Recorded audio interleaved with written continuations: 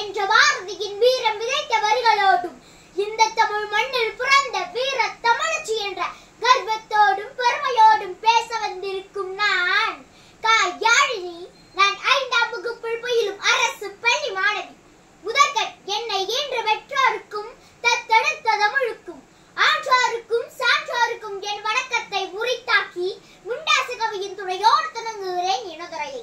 அச்சமுள்ள எச்சமுள்ள எச்சம் என்பதில்லையே இந்த வரிகளின் வீரியம் உயிரற்ற சவத்தையும் உடல் உதற வைத்து விடும் சக்தி கொண்டது என்றால் அது மிகையாகாது.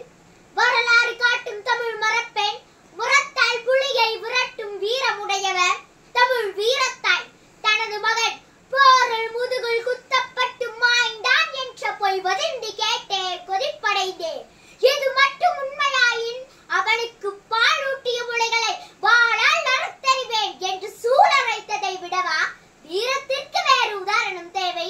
வரலாற்று பெண்கள் மட்டுமல்ல, இன்றைய காலகட்டத்தில் கூட தமிழ் பெண்களின் வீரத்திற்கு நிகர் ஏதுமில்லை. அடல் வேளாடவர் கன்றியும் அவ்வில் மடரவன் மகளிருக்கு மரம் மிகுந்தன்று என்னும் அடிகள் பெண்களுக்கு வீரம் உள்ளதை குறிப்பிடுகின்றது.